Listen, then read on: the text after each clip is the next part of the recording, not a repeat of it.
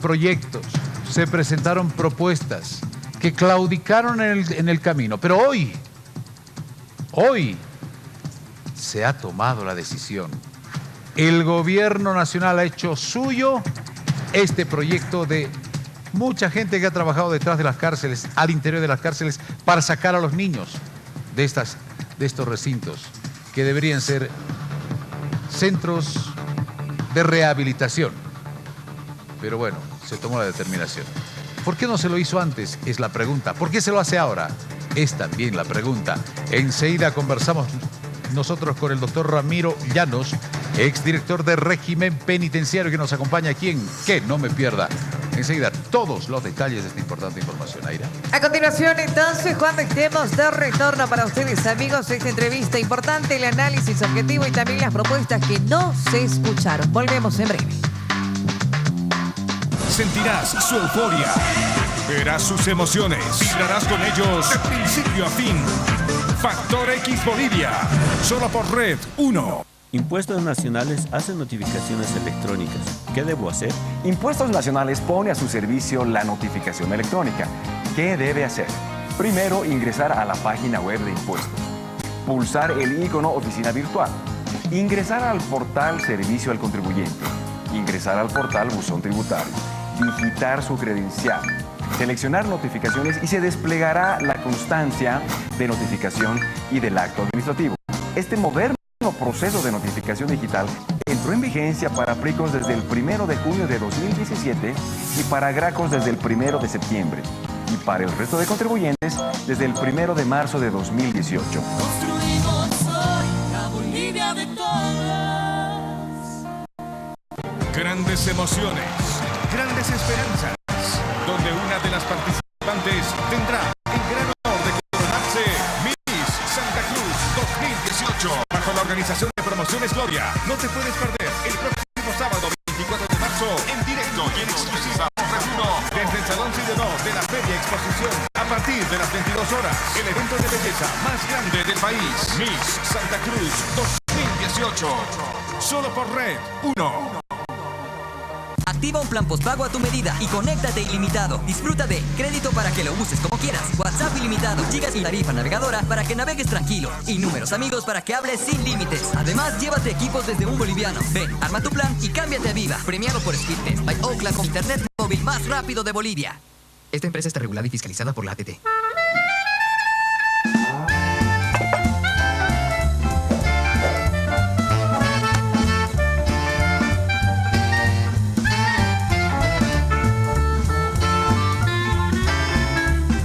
Por lo menos una vez a la semana, Bancamps, el verdadero lomito de atún. Gabriela Segarra y Carlos Marquina, la pareja más querida de la pantalla en el primer docu-reality de Bolivia. Todas sus intimidades, redes sociales a la pantalla chica. Los Marquina. Marzo se pinta naranja. Red 1, cada vez mejor. Antes nos decían que éramos dueños de nuestro gas cuando estaba bajo la tierra. Y cuando salía era propiedad de las transnacionales y así nos engañaban. Pero ahora, dentro de la tierra o fuera, el gas es de nosotros. Y mejor todavía, ahora llega hasta nuestras casas. Desde 2006, el Estado ha invertido más de $200 millones para que nuestro gas llegue al 80% de los hogares salteños. Cada instalación de gas domiciliario sobrepasa los $1.000, pero para el Alto y para Bolivia, la instalación tiene cero costo, porque el gas es nuestro.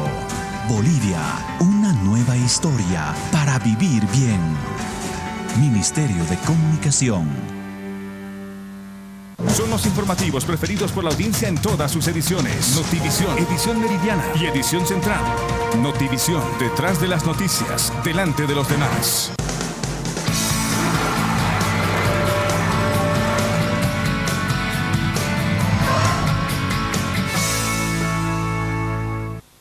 Noche a noche compartimos Que No Me Pierda con ustedes, amigos. Es un placer continuar, estar de retorno 23:16. Gracias por acompañarnos. Avanzamos. Adelante, César, contigo. Como siempre, muchas gracias. Está con nosotros el exdirector de régimen penitenciario, Ramiro Llanos, a quien agradecemos estos minutos para informarnos, brindarnos un punto de vista también a propósito de esta determinación. ¿Hace cuántos años, Ramiro, hemos insistido sobre esta temática? Primero, que las cárceles deberían estar administradas por civiles y no por policías, por una parte. Segundo, también no es el mejor lugar para que los niños crezcan, se desarrollen, vivan una infancia al interior de las cárceles. César, gracias por permitirme dirigirme a la población, orientar a la población. Se dice que una idea a un principio se la combate, pero con el tiempo esa idea se la tolera y después esa idea se la acepta. Estoy más de 20 o 30 años ya en esto. Las cárceles van a pasar a manos civiles. Me están saliendo ya algunas canas y cuando mi cabello esté cano voy a tener la alegría de que en Bolivia tengamos cárceles manejadas por personal civil y la policía va a tener su rol de custodia. Eso es lo que se hace en el mundo. Eso dicen las recomendaciones internacionales. Eso es lo que dice la razón. Eso es lo que nos dice la lógica. Y en Bolivia nos atrasamos, nos quedamos, nos marginamos de la tendencia mundial. Pero esto no dura. Poco a poco, como te digo, estas ideas se las tolera y se las acepta. Y una de esas es la que hoy las autoridades, a quienes agradezco, han puesto esta medida de que los niños ya no estén en los centros penitenciarios. Cuando yo era director habíamos sacado la resolución administrativa de que los niños no deben estar en cárceles. Pero el poder es muy fuerte, la policía se opuso y mire, tantas muertes, tantas violaciones, tantas vejaciones a niñas. Tenemos que esperar estos hechos tan dramáticos para tomar una medida. Por eso se dice, en palabras de René Zabaleta Mercado, cuando una persona, dice él, hace una metáfora, lanza una piedra al perro, el perro no muerde al que le ha lanzado la piedra, muerde la piedra, el perro muerde la piedra. Y no encontramos al verdadero causante. Y los causantes de las muertes de todos estos niños y niñas y violaciones son pues nuestras autoridades que no toman las medidas. Tienen que esperar que una niña sea violada, que muera una niña, que se derrumbe una cárcel, que exista corrupción. ¿Quién ha permitido el ingreso de celulares? ¿Quién permite el ingreso de señoras convivientes? Si no son casadas ni son convivientes, si no son amantes, por decir, de privadas de libertad. ¿Quién tolera? ¿Quién tiene las llaves de la puerta? Por eso yo digo, y lo reitero y te agradezco, César, porque en este programa varias veces lo hemos dicho y tú debes tener grabado esto. La policía no ha podido administrar cárceles. No puede administrar cárceles. No podrá administrar cárceles. Tienen sus años o sus días contados en cárceles. Deben irse de las cárceles. Porque el personal civil tiene que asumir esta responsabilidad. Psicólogos, médicos, trabajadores sociales. Tenemos 1.400 policías y tenemos 76 profesionales en cárceles para rehabilitar. La media mundial es 1 a 1, César, un rehabilitador para un privado de libertad. La media latinoamericana, un rehabilitador para 11, 10 privados de libertad. La media boliviana es 800 privados de libertad y un rehabilitador. ¿Te imaginas? No podemos rehabilitar. Entonces, esto tiene que darse y hoy estoy muy contento. Yo quiero anunciar a la población, porque una universidad combativa, una universidad importante en el país, la Universidad Pública y Autónoma de la Ciudad del Alto, ha aprobado la maestría en Administración Civil de Centros Penitenciarios. Hoy cuento con una institución fuerte, combativa, para hacer que en un próximo futuro esté preparándose el personal civil para reemplazar a la policía. Y te lo anuncio hoy, 1 de marzo del 2018. Seguramente el 1 de marzo del 2028 estaremos los bolivianos teniendo cárceles manejadas con personal civil. Porque no vamos a abandonar esta causa. Esto es una parte de convicción de vida. Mi padre ha estado preso. Yo conozco San Pedro cuando no había personal policial, cuando allí no entraban las esposas, cuando los niños tenían que estar poco tiempo y después teníamos que salir, cuando no había drogas, cuando no había alcohol. Pero cuando la policía se hace cargo de esto, empieza toda la corrupción. Entonces esto tiene que volver a su cauce, como lo dicen las normas internacionales. Pero hay que alegrarse también de la decisión que toman las autoridades, a quienes felicito, espero se ha anunciado verbalmente. Esperemos que mañana esté el documento, esté escrito y esté firmado, y tengan la fuerza necesaria, la valentía de que esto se cumpla y que se ponga a las puertas de las cárceles personal, si no es policial, pues otro tipo de personal para que eviten que los niños entren a las cárceles. Hay que estar contentos, César, pese a lo dramático que ha significado el antecedente para que tomen esta medida nuestras autoridades.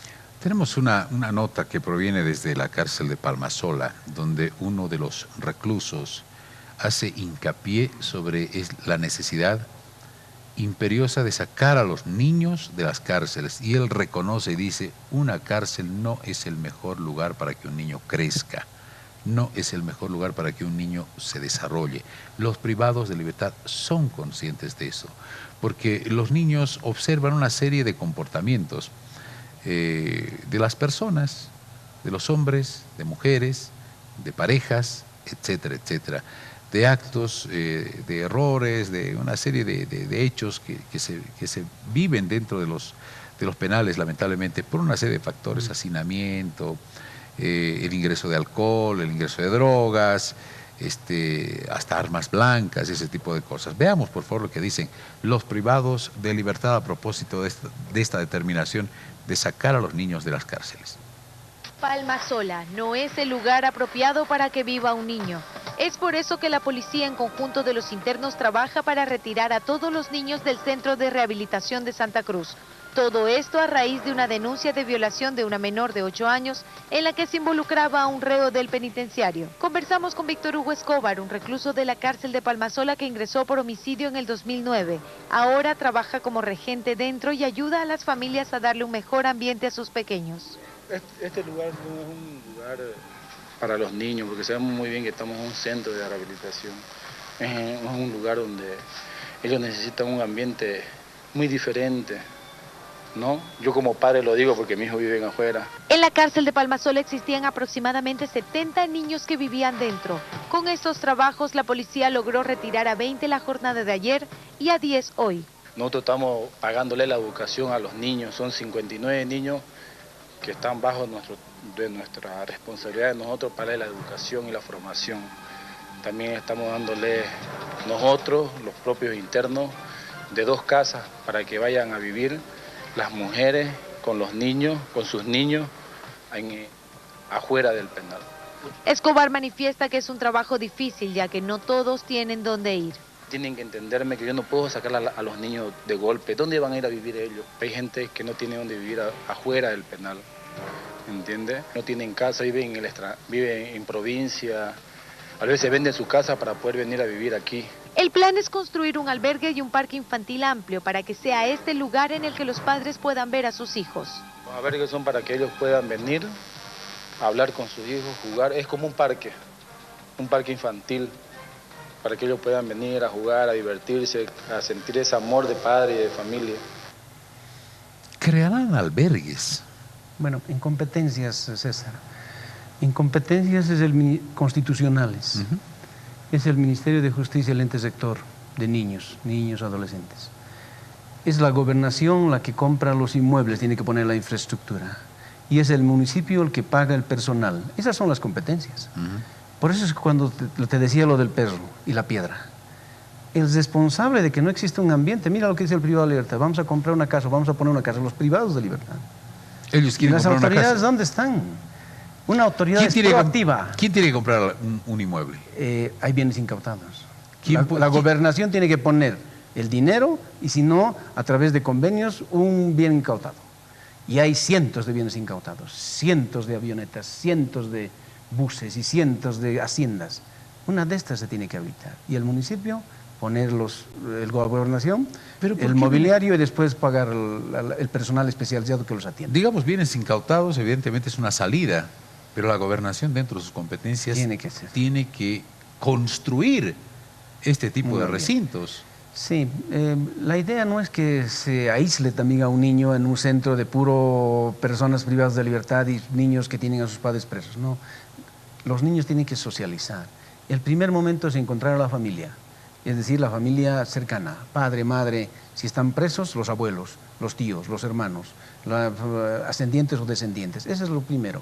Y si no existe esto, si el niño no tiene el acercamiento de estos familiares, se institucionaliza el niño. Tiene que haber un hogar, y existen en el país muchos hogares que manejan las gobernaciones. Ahí tiene que estar este niño mientras el padre esté privado de libertad. Y en ese hogar se hará un programa para poder llevar al niño ciertas horas, un fin de semana, a visitar al padre. O también ha habido experiencias que el padre sale y visita al niño en el hogar. Así el niño no tiene la contaminación del penal. Pero yo no quiero quedarme en esto. ¿Qué es niño? ¿Hasta qué edad son los niños? ¿Vamos a evitar que solamente de 3, 4, 5 años? ¿Y las niñas adolescentes que viven y están embarazadas precozmente en las cárceles? No nos vamos a quedar, no es un detalle, y eso va para las autoridades. 18 años, 16 años, 21 años. ¿A qué edad vamos a prohibir de que entren a las cárceles? Niño, niña, adolescente, por eso el órgano rector. Entonces van a prohibir menores de 6 años, no entran. Y las adolescentes pasan casos dramáticos, César. Niñas que tú ves en la cárcel que están embarazadas, aunque tienen niños a los 16 años. Están llevando la guagua de 16. Y tú dices 16, ¿y a cuántos se ha iniciado sexualmente? ¿A los 15? ¿A los 14? ¿A los 13? Muchas de ellas tienen 2 hijos y están en las cárceles. ¿No son violaciones que se dan ahí? ¿No es estupro? ¿No se utilizan las niñas en estas condiciones? Por eso es que para los que conocemos el mundo penitenciario y para quienes hacemos criminología, no nos quedamos conformes simplemente con decir niños. Niños adolescentes, por eso va la pregunta. Entonces mañana hay que ver escrito qué es lo que dice la prohibición, y por eso yo lo estoy lanzando en este momento. Pero es que esto, y lo hemos hablado muchas veces, Ramiro, esto es una consecuencia. ¿Por qué? Porque los centros de rehabilitación creo que no funcionan como centros de rehabilitación. Son centros de hacinamiento de privados de libertad. Porque no hay programas concretos, no hay los recursos, no hay la infraestructura. Hay los recursos.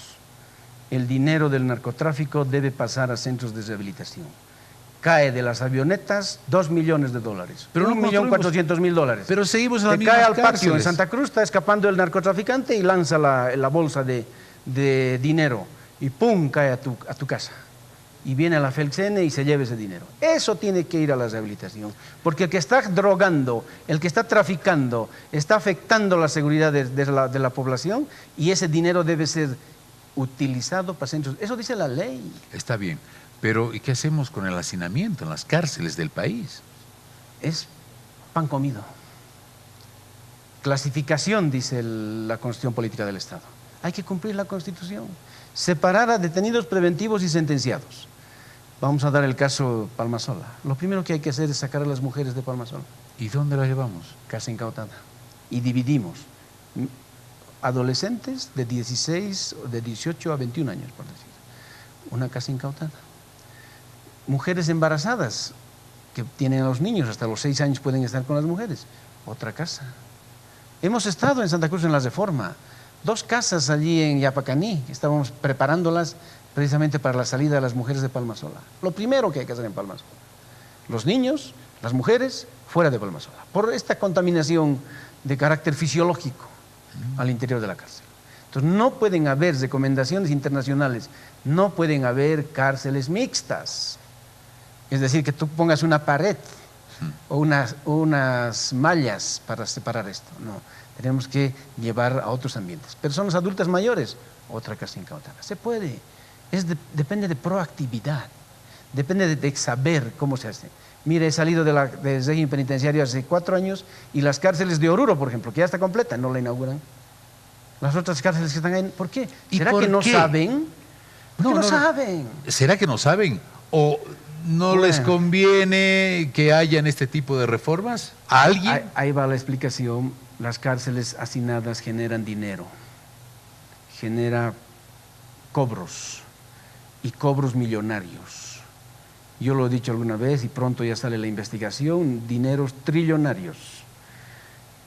El dinero que cobras para que una persona esté viviendo en un ambiente determinado al interior de la cárcel, el anticrético que cobras, la venta de ambientes, el ingreso de drogas, de alcohol, de niños, de prostitución, de todas las cosas ilegales que se dan en las cárceles, genera dinero. ¿Para quiénes? Sube. Con eso te digo todo. Porque Goni no ha podido cambiar, digo yo. Y hemos protestado contra Goni. Y hemos protestado contra los gobiernos neoliberales. Porque era una punta de corruptos. Y resulta que el Estado plurinacional, con amigos míos, con quienes yo he compartido universidad, conversaciones, resulta que mis amigos no pueden cambiar. Y entonces me pregunto, si ni Goni ha podido cambiar, ni los ministros del Estado plurinacional lo pueden cambiar, ¿por qué será? Ahí va la pregunta. Por los Washingtones, por dinero, porque se corrompen. Y si no es así, compruébenlo, cierren estos ambientes tan oprobiosos que son las cárceles. Porque ya va la investigación y lo vamos a decidir. Y entonces el dinero sube, y entonces Goni no ha podido cambiar por corrupto, y resulta que nuestras autoridades no pueden cambiar y ni siquiera se animan a decir nada sobre las cárceles, porque la corrupción es muy fuertísima, son bandas criminales, son intereses económicos enormes. Bueno, si te contara, César, tenemos que hablar mucho, pero eso es lo que sucede. El dinero sube, y yo lanzo el desafío. Si no sube el dinero, si no hay corrupción, cambiemos por las cárceles. Y esta no es, yo diría, una entrevista que me hace César, esta es una protesta que hace Ramiro Llanos, porque todas estas inequidades que se dan en cárceles. Yo soy un conocedor de cárceles desde muy niño, te decía. Me conozco cárceles de todas partes del mundo. Sé cómo se debe administrar cárceles. Pero las autoridades lamentablemente no lo hacen, no quieren. Por eso estoy exigiendo, ya que nuestros mandos medios, ya que los cincuentones se han acobardado, lo único que me queda es pedirle al presidente mandato presidencial para cambiar esto. Y pedirle a la sociedad civil acompañar esto. Y vuelvo a reiterar mi alegría de que hay una universidad que ahora va a tener la posibilidad de movilizarse para que sus próximos profesionales en la administración civil de centros penitenciarios encuentren los ítems. Ya no solo Ramiro Llanos, y es una universidad. Y después va a ser el país. Y este año espero que estemos firmando libros para cesar la cárcel de San Pedro y construir la cárcel en Huacahuacani, donde los comunarios nos han regalado 20 hectáreas para construir la cárcel. Allí ya hemos hecho la planificación, tenemos el plano arquitectónico, tenemos la ley que está en la Asamblea Legislativa hace 5 años y tenemos todavía algunos amigos en el Estado plurinacional que con vergüenza nos encontramos en las calles y me dicen, sí, pero no se puede. Corajina. Eso estoy intentando dar a mis amigos del instrumento político de la soberanía de los pueblos, corajina.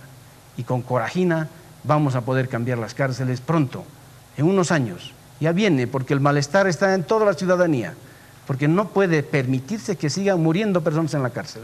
No puede seguir permitiéndose, perdón César, mandando remesas a la cárcel. Las madres sufren y mandan remesas para que sus hijos no sean victimizados en la cárcel. Esto tiene que cambiar y el presidente nos tiene que escuchar y el presidente tiene que dar mandato presidencial para que se cambien las cárceles, porque comandantes, porque ministros se han hecho pipí, no han podido resolver este tema. Y entonces el presidente Evo Morales, él va a dar esta posibilidad de cambiar las cárceles, César. Doctor Ramiro Llanos, exdirector del régimen penitenciario, gracias por acompañarnos esta noche. Perdóname si digo algunas cosas que tal vez en los medios no se los debe decir, pero hay que decir para que la sociedad nos entienda. Gracias, César. Un privilegio tenerlo como amigo al doctor Ramiro Llanos y que pueda contarle así, claramente, sin tapujos, la realidad en las cárceles. Estas personas que probablemente han cometido un error en su vida, pero que tienen todo el derecho de rehabilitarse. ¿Por qué no lo hacen? ¿Por qué no mejoran las condiciones en las cárceles? Esta es una preocupación de todos los bolivianos. Pausa, Naira. Y enseguida...